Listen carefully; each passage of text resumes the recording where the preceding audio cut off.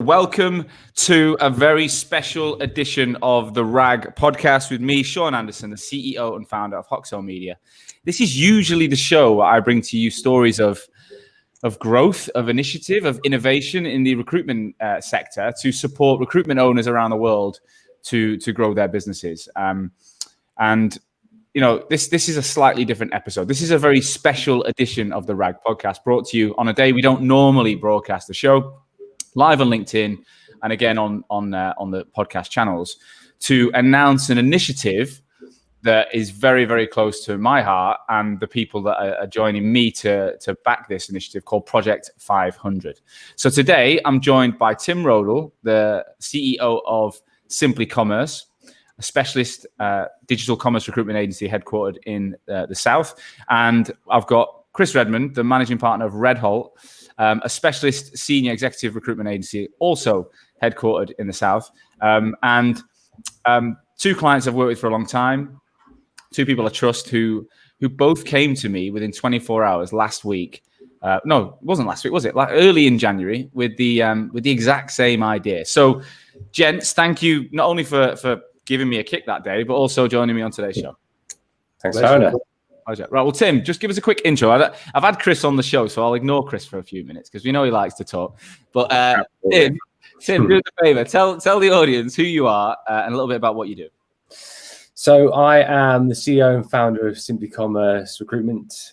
We are based in Wokingham.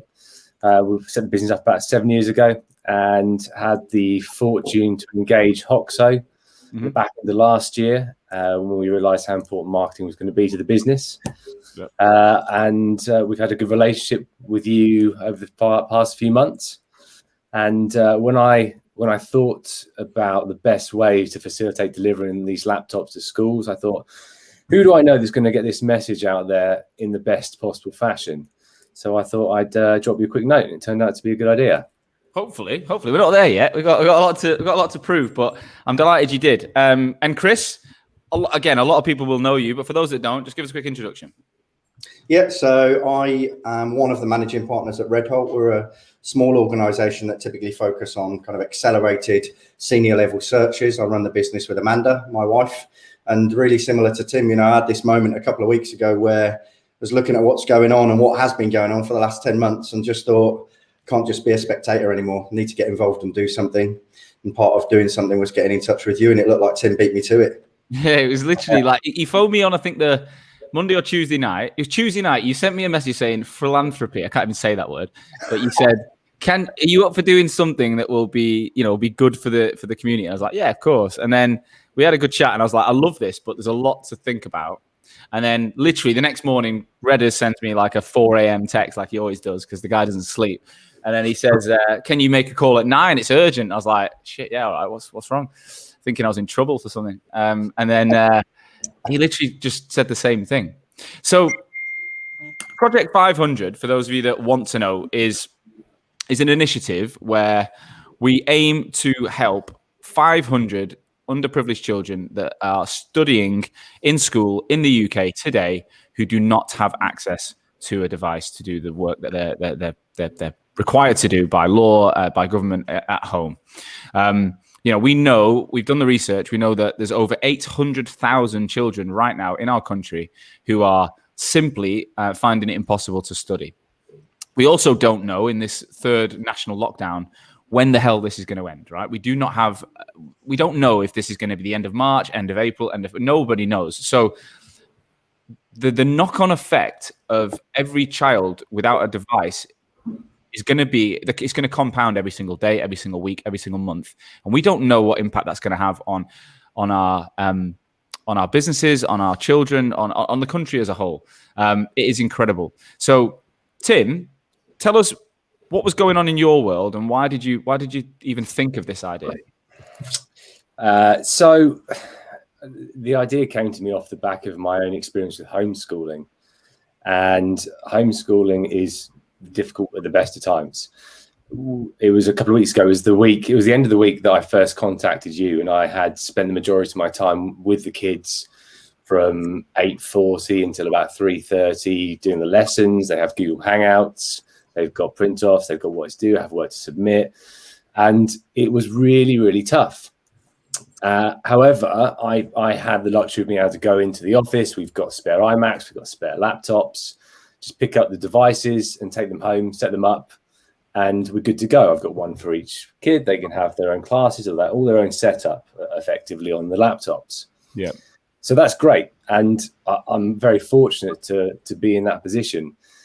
Irrespective, it was still so tough for that week when I was full-time homeschooling to do that. And at the end of that week, after I had a few glasses of red wine, I got to reflecting on how difficult it must be if you don't have a laptop. So you've got kids who are sharing, right? You've got siblings who are sharing one laptop. That might sound okay, cool. They can do their Google Hangout calls because they schedule them at different times. But then they've got work to do afterwards, and they need to access information, to fill the work in, to do the worksheets. And so that would be a massive problem. So even if you're sharing, it's a huge issue, let alone if you are trying to work off a phone, for example, as we've now heard from the 3 or 4 schools that we've spoken to and interviewed already. You've got families of 1 or 2 kids trying to work off a mobile device to access PowerPoints and do Google Hangout calls. It must be incredibly tough. So I thought to myself, initially I thought, right, how can my business get some laptops out to some of the schools around here? That was the initial plan of action. And then I did some research. I realized the scale of the problem, which you've highlighted, 800,000 kids potentially without devices. And off the back of that, I thought I need to try and work out how I'm going to have a bigger impact than just sending out 15, 20 laptops to the schools around here. I spoke to my sister-in-law, who's a teacher at one of the local schools. And she said, even in our school, we probably need 30, 35 laptops right now. That's what we could do with. So I quickly realized that the scale of the issue. And from there, that's when I thought, the only way I'm going to be able to do this and have a big enough impact is if I get some support and I can use the social channels that we have available to us to try and involve the recruitment community. That's other recruitment agencies in and around the area here or anywhere across the UK that want to get involved, and also the suppliers into the recruitment agencies that supply the software that we use and our clients as well. So from that point, that's when I made contact with you and we started kicking off Project 500. Yeah, it was literally that day as well. I was speaking to a really close friend of mine that has 2 children and sharing one iPad. And she's just like, it's really difficult because you kind of got to prioritize. She's trying to prioritize whether a son or a daughter gets to do the work each hour. And one of them's always going to be, well, actually, they're quite happy in the short term. They get to do whatever they want, watch some TV. But it's breaking her heart to know that she can't get the access to both of them at the same time, and she hasn't got the funds to do it. And it was literally that day that I had that chat. And being an ex-school teacher, you really pressed the button with me. It was something I was thinking about, but probably not at the level you are, maybe because I don't have children. And then next morning, Redders sent me that text. So tell us what's going on at your end. And if you're worrying, if you can hear the noise, my dog Henry is scratching like everything in the flat right now. He always waits till I'm on live and loses the plot. So apologies if I set you on if I can distract you, Redmond, but let us know your story. That's all right. He probably wants a laptop, Sean. Probably, yeah. He's got one, I think. You probably would have, knowing you and utilising your assets. Really similar to Tim. So, last week or the week before, I sat with my daughter who was doing a Spanish lesson online. And it really struck me how difficult it was, not only for my daughter, Neve, to do that lesson, but also for the teacher, and trying to coordinate all of the different pupils that are on all the different devices and trying to give them a bit of advice on, how they do the quiz in one window and how they interact on Teams, where she's trying to facilitate the interaction to run the lesson. And I just watched it for 10 minutes and thought, wow, this is just 10 minutes of one lesson. This is the reality that kids have nowadays. All day, every day, from, in Neve's case, 9:30 till 3:30 or 4. And, I was also talking to someone about it yesterday, one of the clients, saying that the school life that I remember, you walk into school with your mates, having a kick about in the playground beforehand, all of these things that stimulate all of your senses before you actually go into a lesson, concentrate for an hour, then you're back out in the playground and interacting and building your social skills and everything to refresh your mind before you go into another lesson.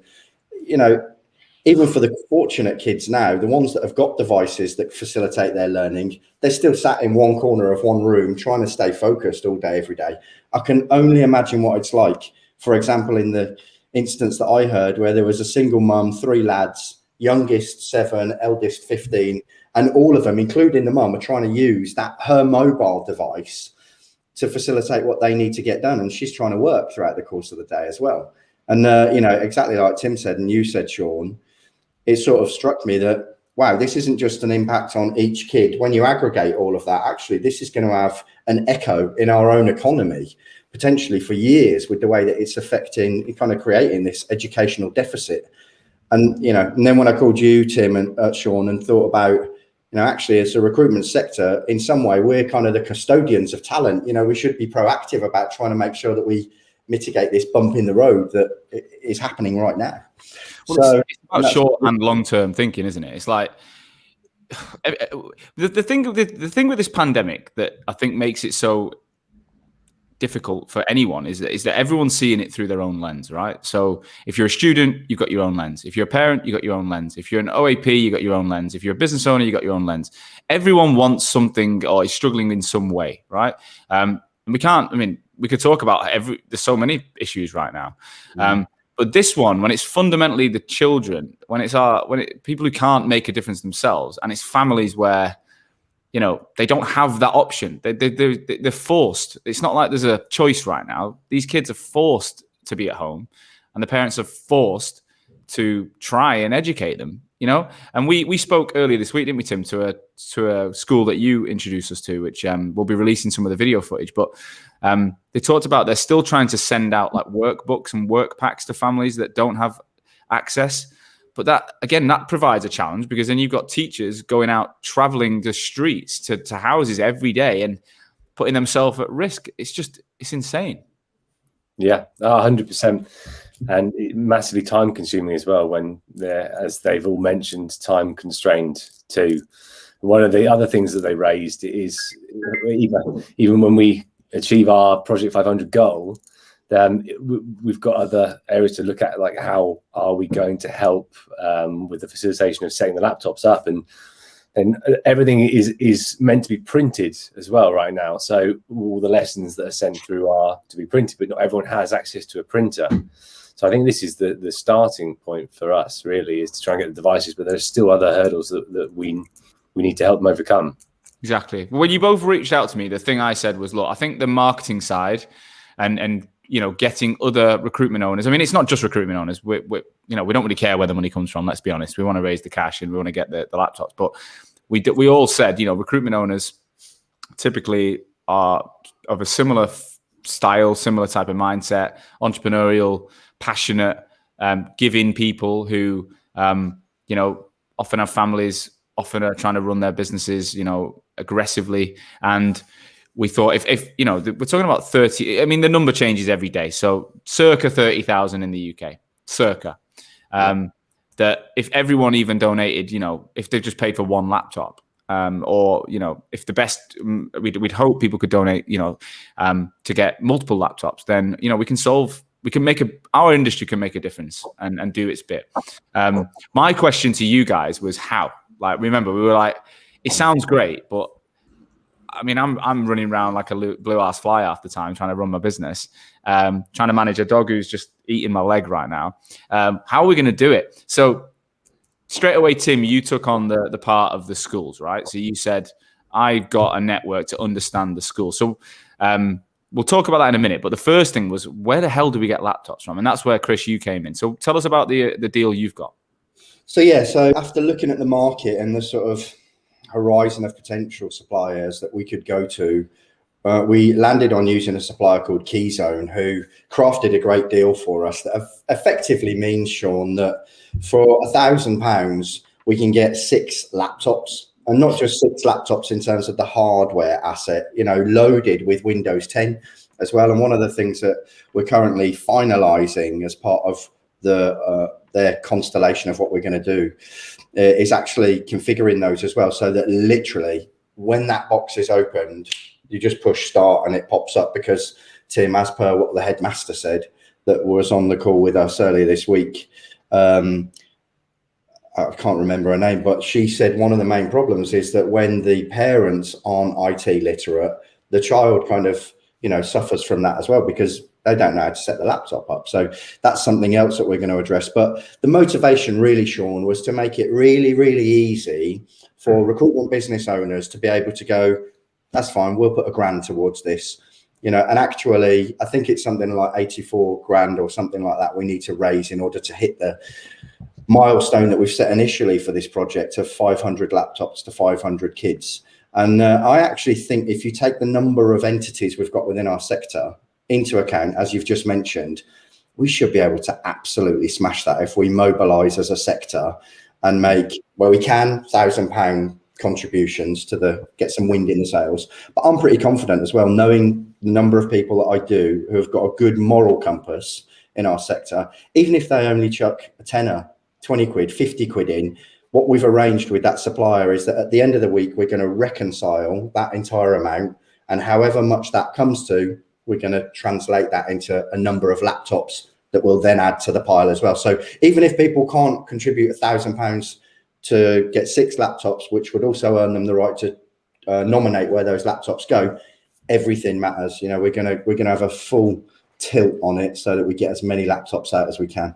Well, that's a good point, right? So just to touch on that, it's we ideally we want to hit this target as fast as we can. So if people can donate £160 as and buy one laptop, I mean, that would be brilliant, because at least that's one ticked off. But if you can only donate £50, £40, £10, whatever, every little will help. And then for those of you that do provide £1,000 or more, we will allow you then to give us a recommendation of a school that you'd like that to go. Because I also know that there's a lot of people that are thinking that they need to, they want to help their local community. And, I'm in Manchester, you're in Reading, you're in Essex.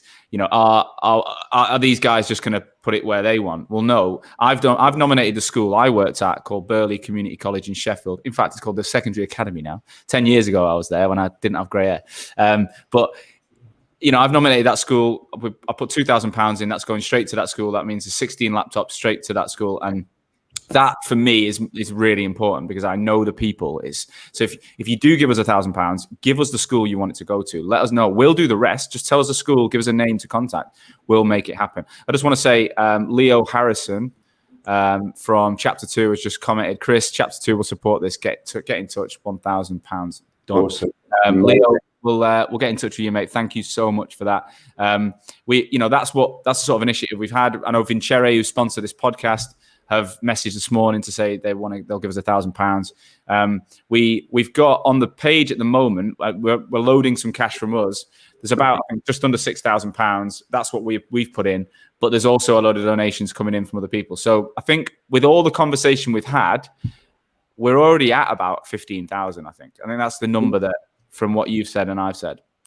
Recruiter Web will donate £1,000 today. Darren Roedel, you are a hero. Thank you so much. I absolutely love that. It's rolling in now, Sean. Well, but the point is, like Simon, I'm gonna just quickly point out Simon Curtis here. I'm just gonna tag him in. Look, so he commented, "Great effort, good luck." I called Simon on Wednesday at 4:30. Right, we had a chat.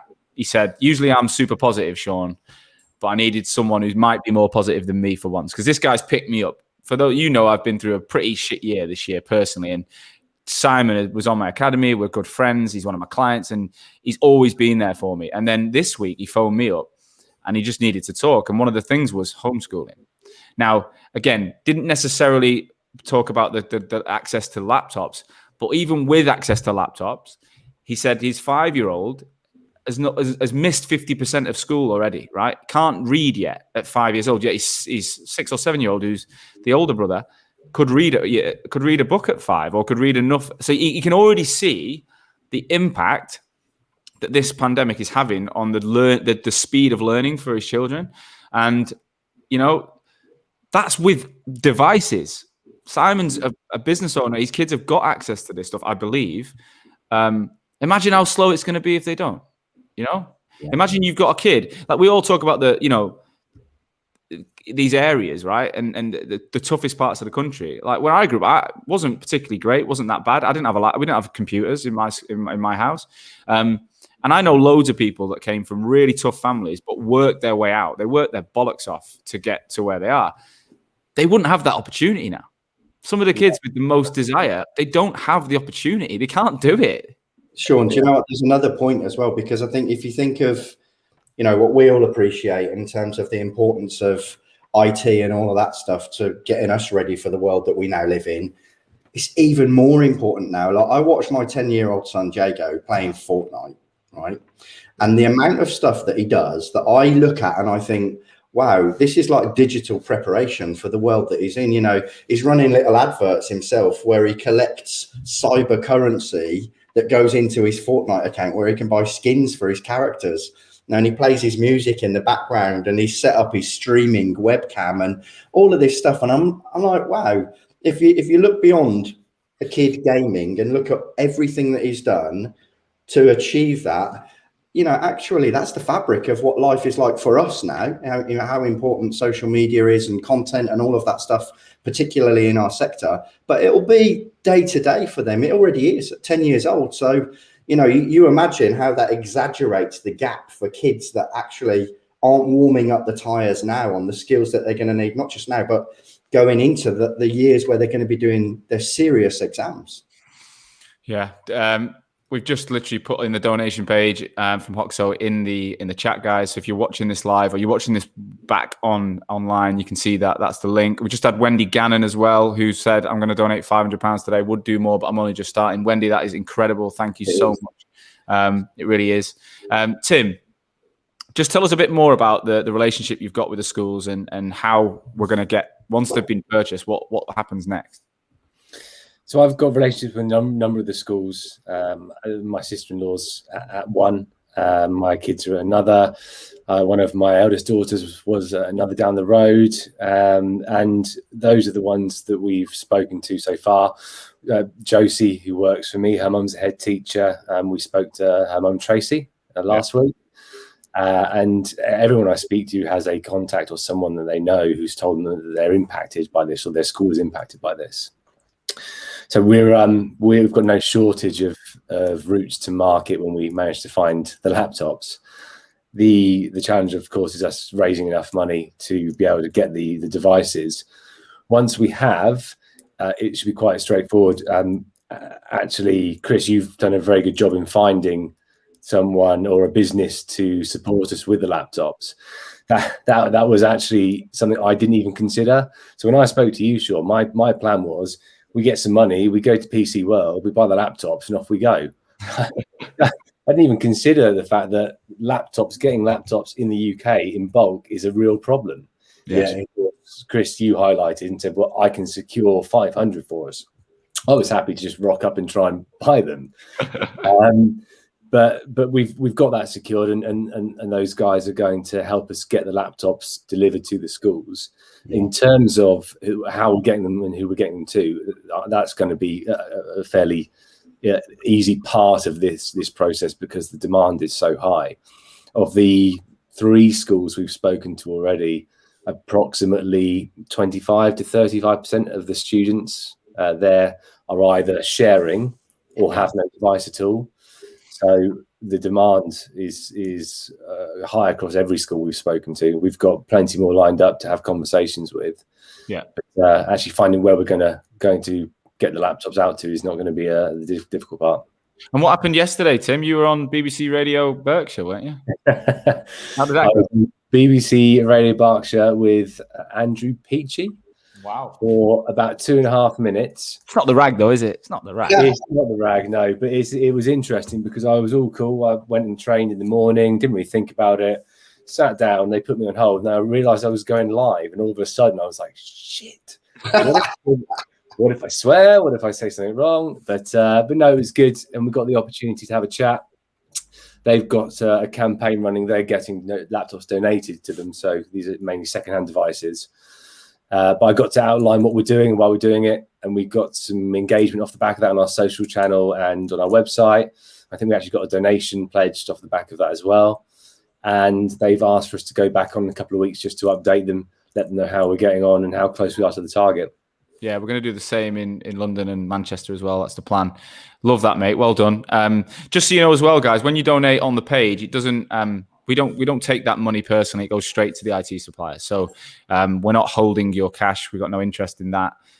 We want it to go straight to get those laptops as fast as possible. So I think, Chris, you said the 500 batch arrives on the 4th of Feb. So they're already in. The first ones for the trial run have already shipped and landed at a destination. Right. So, we kind of had a practice run, a desktop walkthrough for the process, and the first laptop has already actually got there.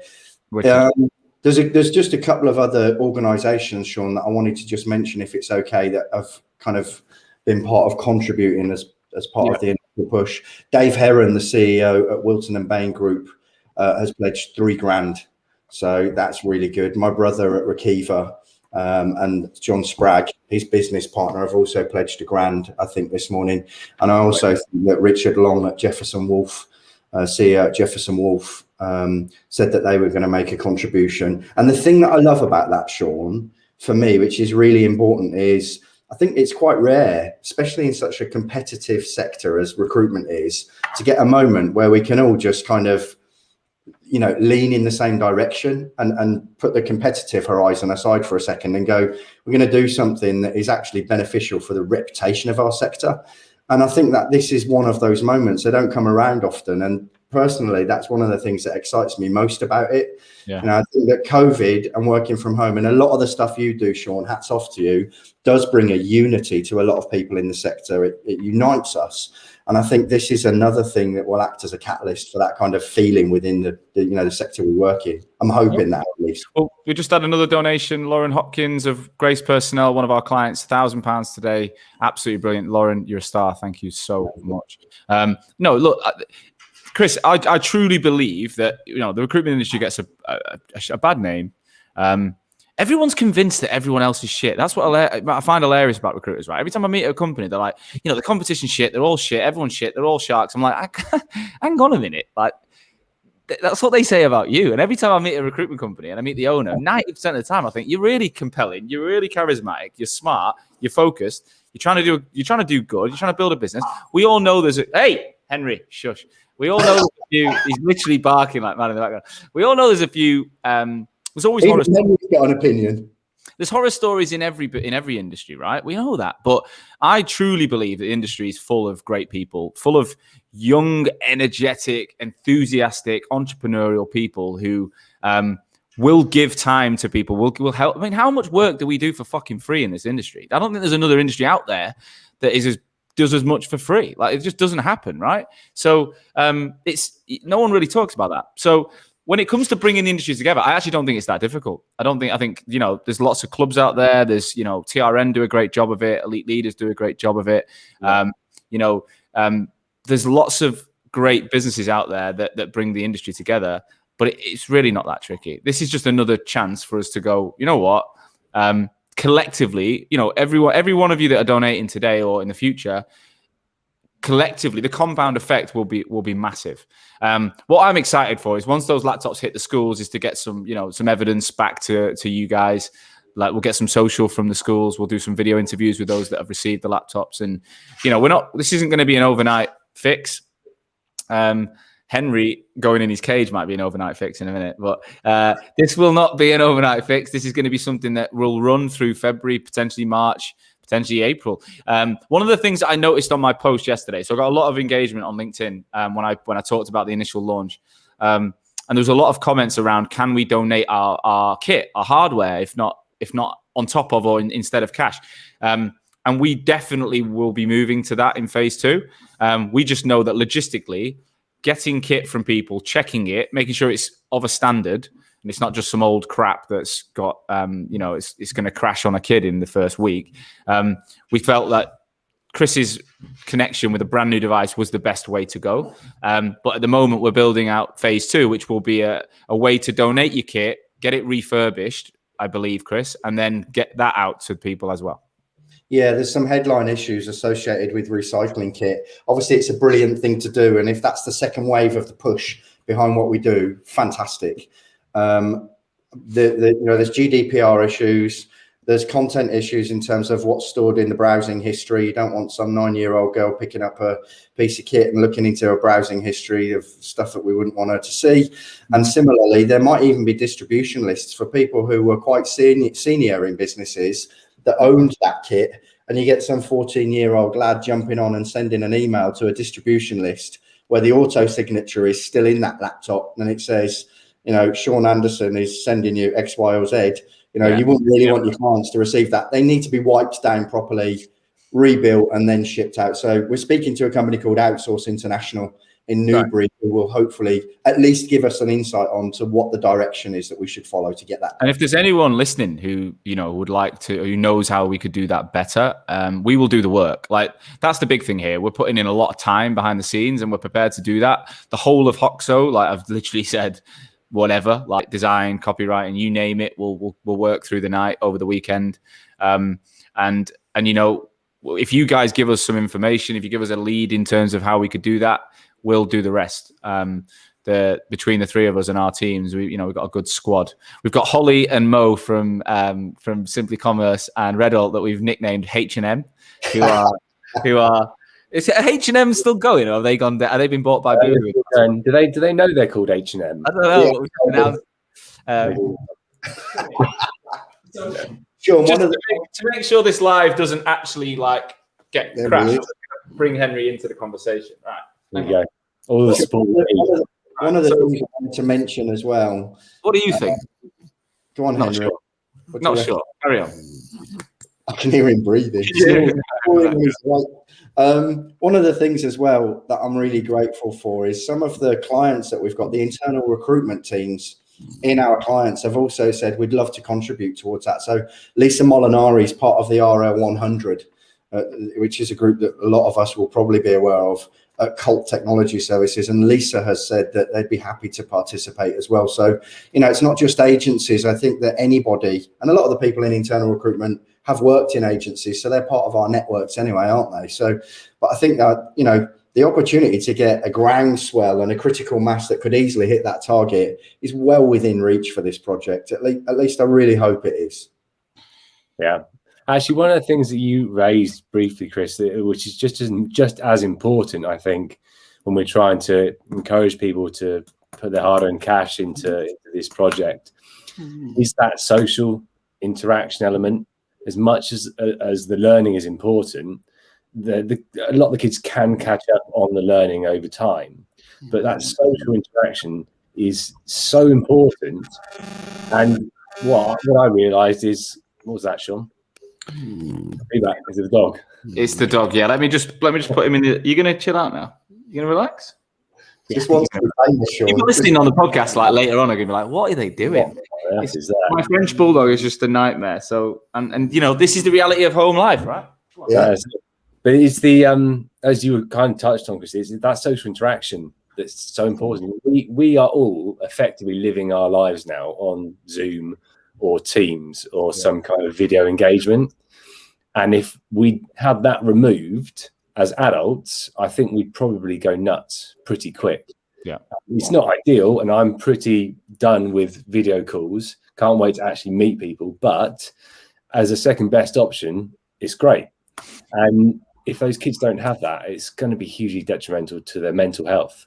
So for me, that's just as important as the learning element, which is why it's so important we try and hit this target. 100%. So, sorry to interrupt. I just want to let you know that Wendy has now paid, which is brilliant. And she's wrote, I know you said £1,000 could choose a school, but I'm hoping we can get some help to Northlands Primary and Nursery in Essex. Yes, of course. If you can send out an email, best go to Holly. We've got project 500 at redholt.net, and that goes to H&M. Both of them. Right. Project 500 at redholt.net. Please email the details of the school. We'll make it happen. We've also got Holly coming in saying H&M are on board with Project 500. Then we got Mo coming in saying H&M are ready to help. I don't know if you're going to be able to separate these two when we go back to our normal day jobs. Sorry, Chris, what were you saying? I think there's so many peripheral benefits to this. I really do. I think that there's the obvious proximity of the kids needing laptops now. But, you know, if you also think of some of the political landscape that we've entered recently with Brexit and all of that sort of stuff, it might not be as easy going forward to ship talent in where we have a deficit within our economy. And I really do think that, you know, it might not be as evident as you think it is after I've said this, but I do think that somehow implicitly our sector are the custodians of talent within our economy. It matters. It is the product that we sell. So, you know, we should really think about how we're, you know, sowing the seeds for the future and helping, you know, the kids that are doing their GCSEs now, it'll be 5, 6, 7 years, and they'll be out. They'll be our consultants will be placing those people. So, and we need to make sure that we're propagating talent for the future. And I think this is one of the ways to do it. Totally agree. Well, guys, I want to just say thank you to everyone who's attended live. Thank you to everyone who's listened. Thank you to everyone who's just said they're going to donate while we're talking. I mean, you don't realize how amazing that is. For anyone who wants to get involved, the links are in the comments as well as in the social post here. It is project500.hoxomedia.com. Go in there, click the link, and from there you can donate directly on the page. We will be giving you regular updates. We will be coming live every single week with another video. We're planning to get people from the schools that we're helping to come on and talk about the impact and how amazing your donations are. And if anyone watching, listening wants to get involved in helping us in any other ways, like I say, supporting us with ideas, please email project500@redhawk.net and we'll take that forward. Any final comments from you, Tim? No, I think we've covered off. It's just really pleased with everyone who's supported us so far, either through pushing everything through the social channels or the actual donations. We have got a massive target, but I'm really confident that with the support of the recruitment businesses that we have engaged already and the suppliers and partners, that we will get there. Yeah. Chris? Yeah, exactly as Tim just said. I'm really pleased to be a part of it. Just really grateful that we're doing something. I think was that Gurney in my team? She doesn't come up. She comes up as a LinkedIn user for me, but someone's wrote Mohit Abbey. I want a cool squad name. Gel. It's got to be Gurney, hasn't it? Gurney is my account operations manager. Yeah, it is Gurney. What name could we come up with for Gurney, Chris? You know Gurney pretty well. She's known as the general at Hoxo, so I think it's appropriate. She's the Project 500 general.